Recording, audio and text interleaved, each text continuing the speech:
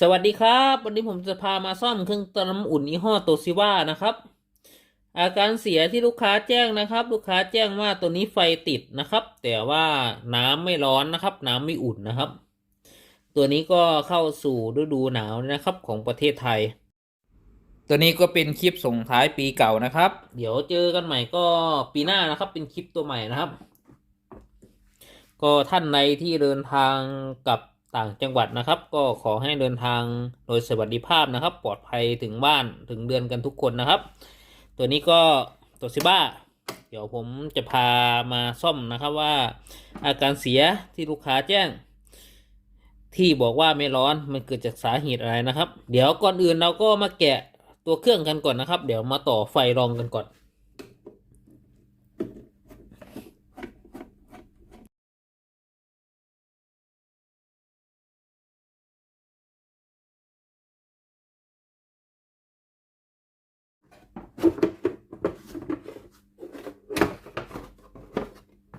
ก่อนอื่นผมก็จะพาต่อสายไฟรองก่อนนะครับ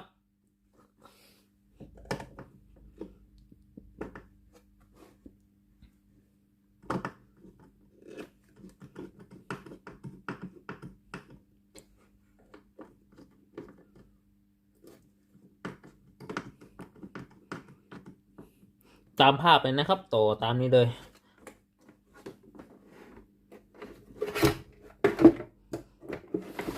เดี๋ยวเราก็จะมาดูกันว่าไฟปุ่มไหนติดบ้างนะครับปลั๊กไฟฝั่งนี้ก็เสียบเข้ากับปลั๊กไฟบ้านเนี่ยนะครับให้สังเกตนะครับหลอดไฟตรงนี้นะครับจะติดแล้วนะครับเป็นไฟสีเขียวนะครับตอนนี้เราจะไม่มีในส่วนของตัวน้ำไม่ลองในส่วนของตัวเครื่องนะครับเพราะว่าเราถอดเครื่องออกมาจากที่ติดตั้งเนี่ยนะครับเราก็จะใช้ในส่วนของตัวไขควงนะครับตัวนี้จะแย่เข้าไปตรงรูนี้นะครับตรงรูน้ำเข้าตรงนี้นะครับแย่เข้าไปเลยครับ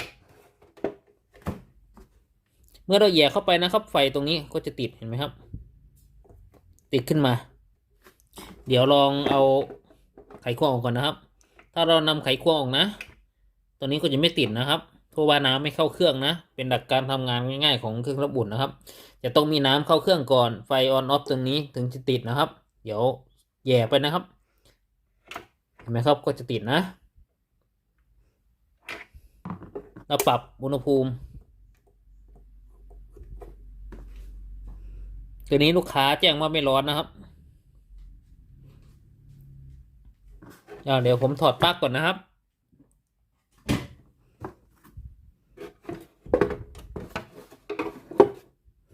เดี๋ยวผมจับดูก่อนว่ามันมีความร้อนหรือเปล่านะครับตัวนี้ไม่มีความร้อนเลยนะครับหลังจากที่ผมเทสเครื่องเลยนะครับตัวนี้ไม่ร้อนจริงตามที่ลูกค้าแจ้งนะครับตัวนี้เราก็ถอดเข้ามาด้านในของตัวเครื่องเลยนะครับให้ถอดตรงไฟต่อมาเลี้ยงในส่วนของตัวฮีตเตอร์นะครับเอาขานี้เลยนะครับ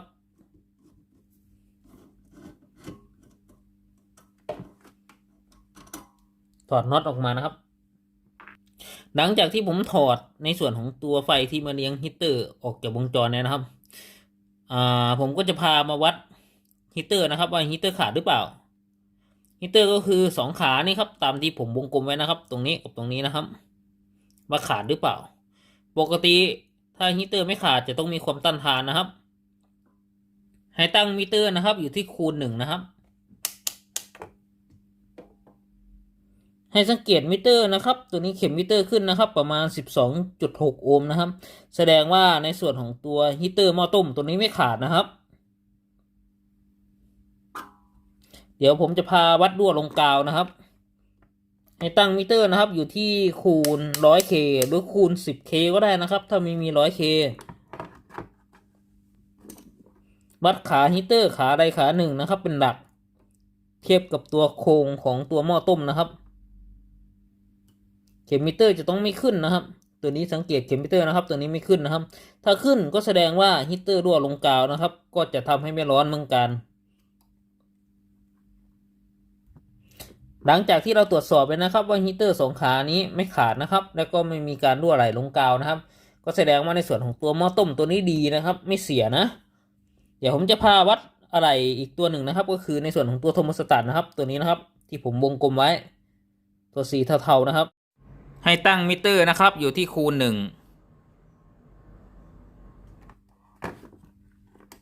วัด2ขานะครับตรงนี้สังเกตเข็มมิเตอร์นะครับเข็มมิเตอร์ขึ้นนะถ้าเข็มมิเตอร์ขึ้นอย่างนี้แสดงว่าในส่วนของตัวโทโมสตัตตัวนี้ไม่เสียนะครับถ้าเข็มมิเตอร์ไม่ขึ้นก็แสดงว่าโทโมสตัตตัวนี้เสียนะหลังจากที่ผมพาวัดในส่วนของตัวฮีเตอร์แล้วนะครับตัวฮีเตอร์ไม่ขาดไม่รั่วลงกาวแล้วก็ในส่วนของตัวโทโมสตัตตัวนี้ไม่เสียนะครับเดี๋ยวอันดับต่อไปเราก็จะมาเทสระบบไฟนะครับตัวนี้ผมจะใช้หลอดไฟ220โวลต์นะครับจากด้านนอกมาต่อแทนในส่วนของตัวฮีเตอร์นะครับซึ่งในส่วนของตัวขาฮีเตอร์ตัวนี้ผมลอยออกจากวงจรเนี่ยนะครับถ้าใครไม่มีในส่วนของตัวหลอดไฟนะครับจะใช้ในส่วนของตัวมิเตอร์นะครับวัดแทนก็ได้นะครับตัวนี้ผมจะใช้หลอดไฟนะครับจับตรงนี้นะครับตรงที่เราถอดออกมาจากวงจรแล้วก็ขาหนึ่งจับด้านล่างนะครับตัวนี้คือไฟที่จ่ายมาเลี้ยงในส่วนของตัวฮีเตอร์นะครับลำดับต่อไปนะครับผมก็จะเสียบในส่วนของตัวปลั๊กไฟนะครับ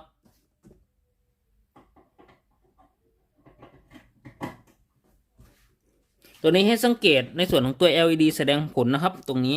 ไฟสีเขียวๆตรงนี้จะติดขึ้นมาเลยนะครับไม่รู้ว่ามองเห็นหรือเปล่านะครับตัวนี้ก็จะใช้ในส่วนของตัวไขควงนะครับเพื่อหลอกว่าในส่วนของตัวน้ำเข้าในส่วนของตัวเครื่องไงนะครับแย่เข้าไปจุดเดิมนะครับตรงทางน้ำเข้าเพื่อหลอกในส่วนของตัวดิสวิตช์ให้ทำงานนะครับให้สังเกตนะครับตัวนี้ไฟสีแดงติดเลยนะครับเดี๋ยวลองปรับโวลูมดูปกติถ้าปรับโวลูมขึ้นมานะครับถ้ามีไฟจ่ายมาเลี้ยงในส่วนของตัวฮีเตอร์หลอดไฟตรงที่ผมต่อรองไว้นะครับตัวนี้จะติดสว่างขึ้นมานะครับตัวนี้หลอดไฟไม่ติดสว่างขึ้นมาเลยนะครับก็แสดงว่าไม่มีไฟจ่ายไปเลี้ยงในส่วนของตัวฮีเตอร์หม้อต้มนะครับก็จะไม่ทำให้เกิดความร้อนนะครับหลังจากที่ผมพาเทสระบบไฟนะครับตัวนี้ไม่มีไฟจ่ายมาเลี้ยงในส่วนของตัวฮีเตอร์หม้อต้มนะครับตัวนี้แน่นอนนะครับน้ำที่ออกมาก็ต้องเป็นน้ำเย็นนะครับซึ่งในส่วนของตัวไฟที่จ่ายมาเลี้ยงในส่วนของตัวฮีเตอร์หม้อต้มนะครับจะจ่ายผ่านในส่วนของตัวไตแอกนะครับซึ่งตัวไตแอกนะครับจะโดนควบคุมโดยแผง PCV ล่านบนอีกรอบหนึ่งนะครับก็คือแผงนี้นะครับตัวแผง PCV นะครับก็จะจ่ายไฟออกมาทิกในส่วนของตัวขาเกตของตัวไตแอกนะครับเพื่อให้วงจร T1 แล้วก็ T2 ของตัวไตแอกนำกระแสและจ่ายไฟไปเลี้ยงในส่วนของตัวฮีเตอร์นะครับทำให้เกิดความร้อนตัวนี้ผมก็จะพามาตรวจซ่อมในส่วนของตัวแผง PCB ด้านบนนี้นะครับว่าแผง PCB ด้านบนมีปัญหาหรือเปล่าส่วนการวัดดีวัดเสียในส่วนของตัวไตแอกตัวนี้นะครับก็ให้ไปดูคลิปเก่าๆที่ผมลงไว้นะครับที่ซ่อมในส่วนของตัวเครื่องทำน้ำอุ่นซาฟนะหลักการเดียวกันนะครับอะไรวัดเหมือนกันนะเดี๋ยวจะพาถอดในส่วนของตัวแผง PCB นี้ออกจากวงจรก่อนนะครับเดี๋ยวถอดสายออกก่อน2 เส้นนะครับ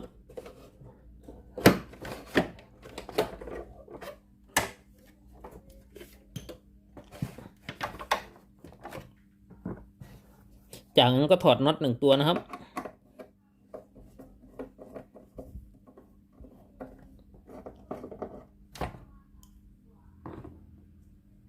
จากนั้นก็ถอดวอลลุ่มด้านบนออกก่อนนะครับที่เป็นพลาสติก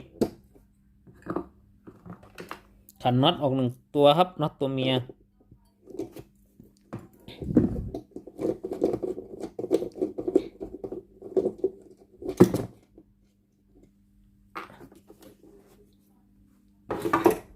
ตัวนี้ก็จะถอดในส่วนของตัวแผงวงจรออกมาได้เลยนะครับหลังจากที่ผมถอดในส่วนของตัวแผงคอนโทรลออกจากวงจรนะครับเดี๋ยวผมจะพามาดูคร่าวๆนะครับว่าอะไรแต่ละตัวทำหน้าที่อะไรกันบ้างนะครับก็อะไรเครื่องทำอุ่นตัวนี้นะครับก็ทำหน้าที่เหมือนในส่วนของตัววงจรหลีไฟนะครับวงจรหลีไฟภายในบ้านนะตัวแรกนะครับก็คือในส่วนของตัวดีเลย์ตัวสีดำนะครับตามที่ผมวงกลมไว้นะครับตัวดีเลย์นี้จะเขียนไว้ว่า12 โวลต์นะครับก็แสดงว่าดีเลย์ตัวนี้รับไฟ12 โวลต์นะครับส่วนที่2นะครับก็คือในส่วนของตัววอลลุ่มควบคุมอุณหภูมินะครับตัวที่ผมวงกลมไว้นะครับตัวนี้จะเป็นสวิตช์ด้วยแล้วก็เป็นในส่วนของตัวควบคุมอุณหภูมิก็คือ ต้องการให้ในส่วนของตัวน้ำร้อนน้อยร้อนมากก็ขึ้นอยู่กับการปรับในส่วนของตัวโวลูมตัวนี้นะครับ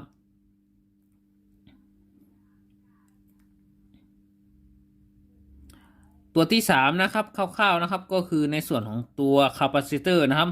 คาปาซิเตอร์ตัวนี้นะครับจะทำหน้าที่ในส่วนของตัวจ่ายไฟไปเลี้ยงที่ตัวดีเลย์นะครับเป็นตัวคาปาซิเตอร์ตัวเล็กนะครับตามที่ผมวงกลมไว้นะครับตัวนี้จะต้องมีไฟ12โวลต์นะครับเมื่อเราวัดไฟมาเลี้ยงนะครับส่วนตัวที่3นะครับก็คือในส่วนของตัว C เป็น C filter นะครับตัวใหญ่นะครับตัวนี้เป็นตัวสำคัญนะครับถ้าไฟตกหรือไฟไม่พอให้มาดูในส่วนของตัวคาปาซิเตอร์ตัวที่ผมวงกลมไว้นี่ก่อนเลยนะครับ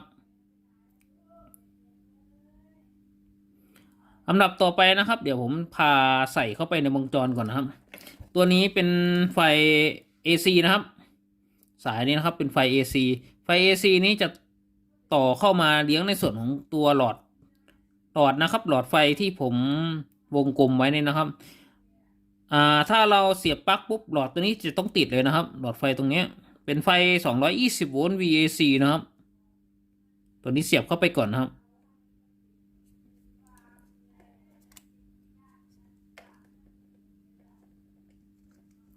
จะใส่ในส่วนของตัวซ็อกเก็ตตัวใหญ่เข้าไปในวงจรนะครับซ็อกเก็ตตัวใหญ่นะครับที่ลายปิ้นก็จะมีเขียนบอกนะครับตำแหน่งว่าไฟจ่ายไปเลี้ยงสุดไหนบ้างนะครับสายสีดำเส้นใหญ่นะครับก็คือไฟจ่ายออกจากแผงคอนโทรลนะครับด้านหน้าเพื่อไปคอนโทรลให้ในส่วนของตัวขาเกตไตแอกนะครับสายสีแดงก็คือไฟจ่ายมาเลี้ยงในส่วนของตัวบอร์ดนะครับก็คือลายนะครับส่วน A2 นะครับก็คือไฟที่จ่ายไปเลี้ยงในส่วนของตัวขา T1 นะครับของตัวไตแอกส่วนสายสีเทานะครับก็คือสายนิวตันนะครับไฟที่จ่ายมาเลี้ยงในส่วนของตัวแผงคอนโทรลส่วน2สายนะครับก็คือสายดีดสวิตช์นะครับดีดสวิตช์ตัวนี้ที่มาในส่วนของตัวแผงคอนโทรลนะครับก็เพื่อให้ตรวจสอบว่าในส่วนของตัวน้ำเข้าเครื่องไงนะครับส่วนตัวโวลูมตัวนี้นะให้ใส่ตัวพลาสติกก่อนนะครับจะได้หมุนง่ายๆ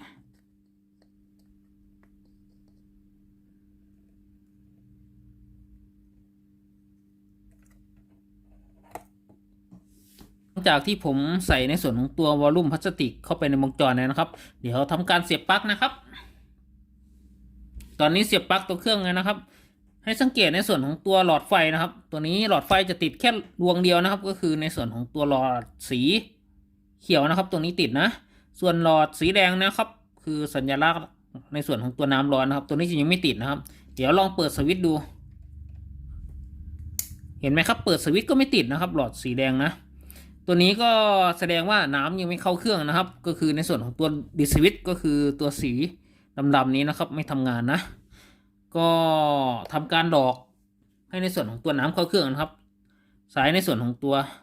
ไขควงนะครับแย่เข้าไปตรงวาล์วน้ำเข้านะครับแย่เข้าไปตรงนี้เลยนะครับให้สังเกตนะครับหลอดไฟสีแดงตรงนี้ก็จะเริ่มติดสว่างขึ้นมาเลยนะครับหลอดไฟสีแดงนะผมจะถอดในส่วนของตัวไขควงออกก่อนนะครับเห็นไหมครับหลอดไฟสีแดงตรงนี้ก็จะไม่ติดเลยนะครับเมื่อผมใส่ในส่วนของตัวไขควงเข้าไปนะครับหลอดไฟสีแดงติดนะครับแล้วก็หลอดที่ผมต่อรองก็คือหลอดไฟตัวใหญ่นะครับต่อแทนในส่วนของตัวฮีเตอร์นะครับเพื่อเป็นโหลดแทนในส่วนของตัวฮีเตอร์นะครับตัวนี้จะติดสว่างขึ้นมาแป๊บเดียวนะครับก็จะดับหายไปนะครับเดี๋ยวผมแย่ไขควงหลอกในส่วนของตัวดิสวิตช์นะครับเห็นไหมครับหลอดไฟติดขึ้นมาแป๊บเดียวครับแล้วก็ดับนะครับแต่ว่าหลอดไฟตัวสีแดงเนี่ยครับติดตลอดเลยนะแต่ว่าหลอดไฟต่อแทนในส่วนของตัวฮีเตอร์ตัวนี้สว่างแป๊บเดียวตัดดับนะครับเห็นไหมครับหลอดไฟ2ดวงติดนะครับถ้าสภาวะปกติอย่างนี้ฮีเตอร์น่าจะร้อนใช่ไหมนะครับตามปกตินะต่อไปนะครับเดี๋ยวผมจะพาวัดไฟที่มาเลี้ยงในส่วนของตัวคาปาซิเตอร์นะครับคาปาซิเตอร์ตำแหน่ง C2 นะครับตามที่ผมวงกลมไว้นะครับ เดี๋ยวจะพามาดูในส่วนของตัวขาคาปาซิเตอร์ที่เราจะวัดไฟนะครับคาปาซิเตอร์ตัวนี้จะต้องมีไฟ12โวลต์ DC มาเลี้ยงนะครับถ้าต่ำกว่า12โวลต์ DC ในส่วนของตัวดีเลย์ตัวสีดำนี้นะครับจะไม่ทำงานนะครับมาดูตำแหน่งขาของคาปาซิเตอร์นะครับที่ผมวงกลมไว้2ขานะครับคือตำแหน่งที่ผมจะพาวัดไฟครับให้ตั้งมิเตอร์นะครับอยู่ที่50โวลต์ DC นะครับตัวนี้ให้สังเกตเข็มมิเตอร์นะครับตัวนี้เข็มมิเตอร์ขึ้นยังไม่ถึง5โวลต์เลยนะครับซึ่งในส่วนของตัวไฟที่ C ตำแหน่งนี้นะครับถ้าไม่ถึง12โวลต์นะครับตัวนี้วงจรจะไม่ทำงานนะครับเดี๋ยวผมจะปรับมิเตอร์ให้ต่ำลงนะครับอยู่ที่10โวลต์ DC ให้สังเกตเข็มมิเตอร์นะครับตัวนี้เข็มมิเตอร์ขึ้นแค่3โวลต์นะครับซึ่งแผงวงจรนี้นะครับกำหนดไฟไว้ว่าประมาณ12โวลต์เพื่อจ่ายไปเลี้ยงในส่วนของตัวดีเลย์นะครับถ้าไฟ3โวลต์แน่นอนนะครับตัวนี้วงจรไม่ทำงานครับหลังจากที่ผมพาวัดไฟ DC นะครับที่จ่ายมาเลี้ยงในส่วนของตัว C ตำแหน่ง C2 นะครับตรงนี้นะครับตรงนี้มีไฟแค่3โวลต์นะซึ่งวงจรกำหนดไว้ว่าไฟตรงตำแหน่ง C2 นี่นะครับต้องได้12โวลต์เพื่อไปเลี้ยงในส่วนของตัวดีเลย์ก็คือตัวสีดำนี้นะครับถ้าไฟไม่ถึง12โวลต์วงจรคอนโทรลตัวนี้ไม่ทำงานนะครับต่อไปก็ให้เรามาตรวจสอบในส่วนของตัวคาปาซิเตอร์นะครับหรือตัว C นะครับตัวที่ผมวงกลมไว้ครับตัวใหญ่นี้นะว่าค่าปกติหรือเปล่านะครับพาถอดในส่วนของตัวคาปาซิเตอร์นะครับออกจากวงจรตำแหน่งขาคาปาซิเตอร์นะครับตามที่ผมวงกลมไว้เลยนะครับใช้ในส่วนของตัวหัวแดงนะครับเพื่อถอดในส่วนของตัวคาปาซิเตอร์ออกจากวงจรครับถอดทีละขานะครับตัวนี้ผมจะไม่ใช้ในส่วนของตัวที่ดูดตะกั่วนะครับถอดขานี่ก่อนนะครับ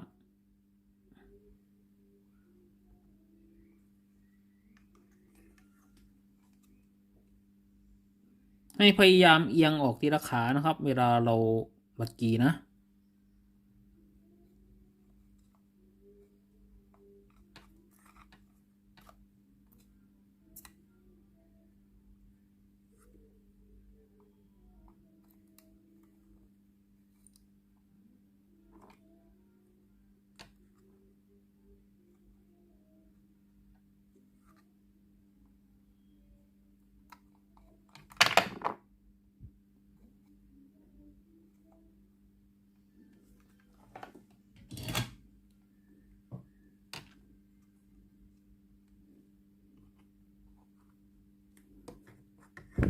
ตอนนี้เราก็จะถอดในส่วนของตัวคาปาซิเตอร์ออกจากวงจรได้เรียบร้อยนะครับ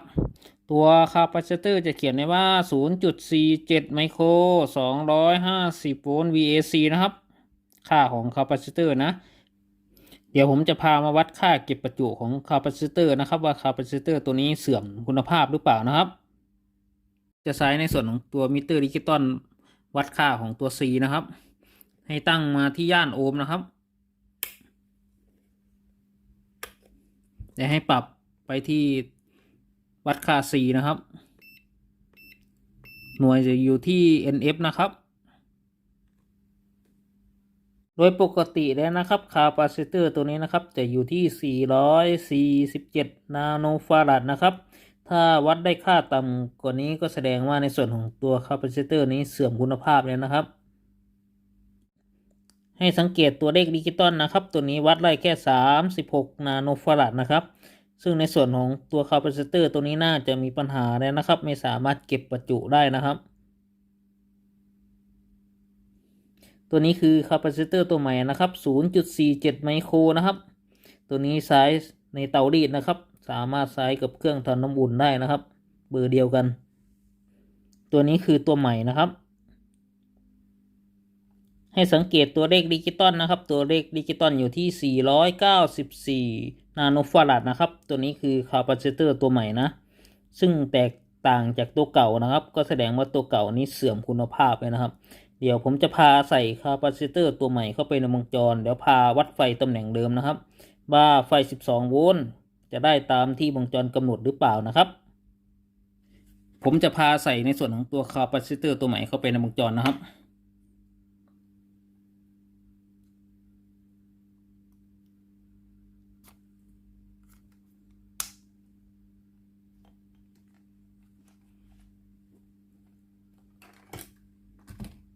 บัตรกีขาให้เรียบร้อยนะครับ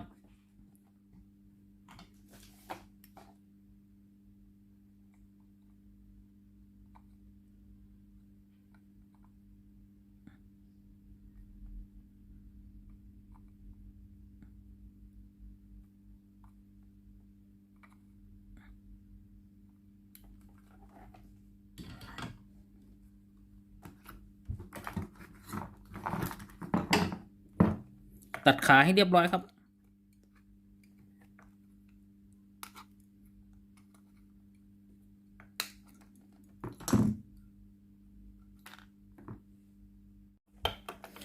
จากนั้นล้างทำความสะอาดปิ้นด้วยทินเนอร์ครับ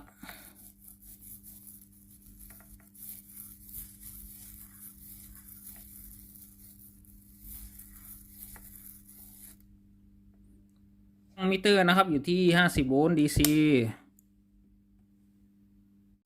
จากนั้นเสียบปลั๊กไฟนะครับแล้วก็วัด C ตำแหน่งเดิมนะครับให้สังเกตเข็มมิเตอร์นะครับตัวนี้ขึ้น12 โวลต์นะครับ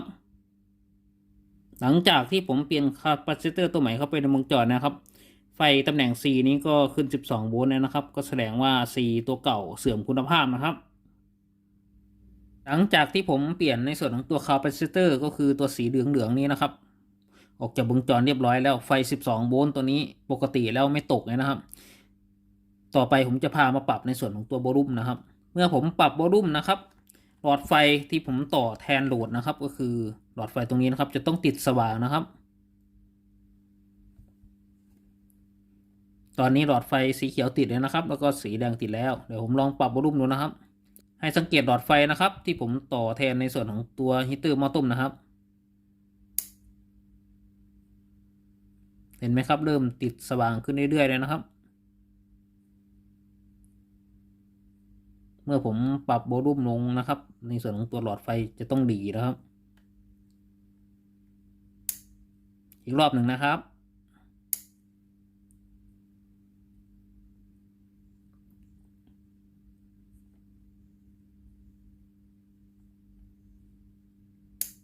ถ้าเทสได้อย่างนี้นะครับก็แสดงว่าระบบไฟที่ผมซ่อมนะครับปกติเลยนะครับ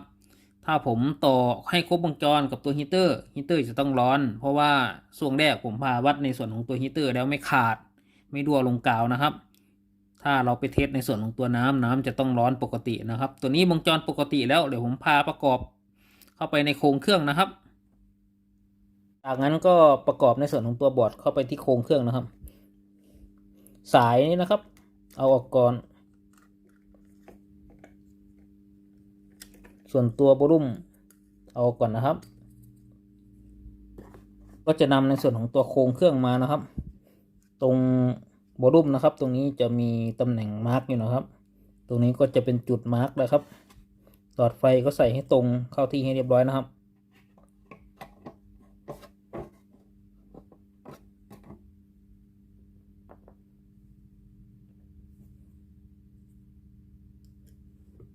จากนั้นก็ยึดน็อต1 ตัวนะครับ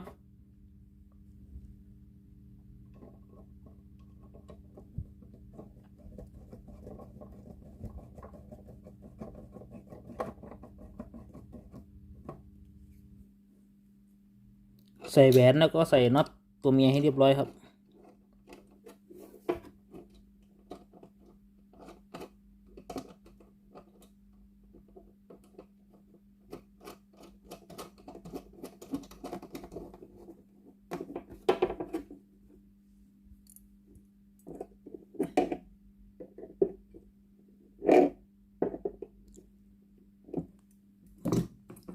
จากนั้นใส่ในส่วนของตัวโวลูมนะครับ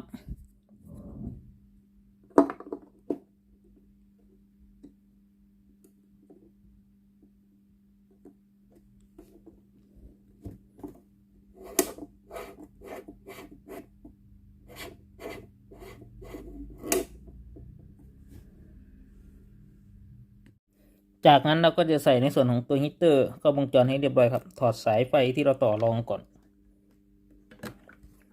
ตัวนี้หลอดไฟที่เราต่อรองแทนฮีเตอร์นะครับถอดออกก่อนตัวนี้ขาฮีเตอร์ก็ใส่เข้าไปในวงจรให้เรียบร้อยครับ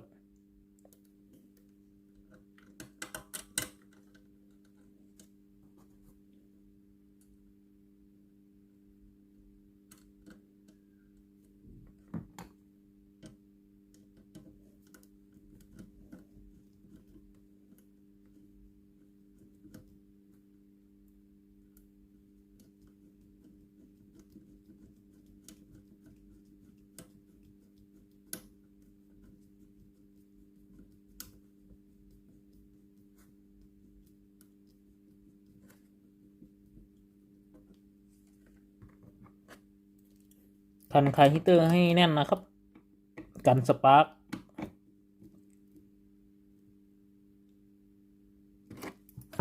นั้นใส่สายไฟที่มาเลี้ยงบอร์ดให้เรียบร้อยครับ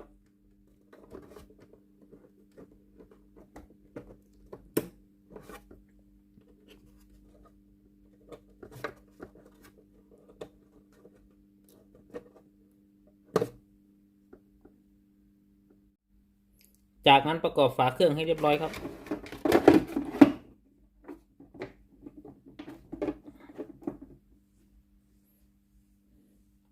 หลังจากที่ผมพาซ่อมในส่วนของตัวเครื่องทำน้ำอุ่นเสร็จเรียบร้อยแล้วนะครับตัวนี้ไฟ12โวลต์ตกนะครับเหลือแค่3.5โวลต์เองนะครับตัวนี้มีอะไรเสีย1ตัวก็คือในส่วนของตัวคาปาซิเตอร์นะครับตัวนี้เสื่อมนะครับขอบคุณมากครับที่รับชมคลิปวิดีโอครับขอบคุณมากๆครับฝากกดไลค์กดแชร์กดติดตามให้ด้วยนะครับขอบคุณครับเจอกันใหม่คลิปหน้าครับสวัสดีครับผม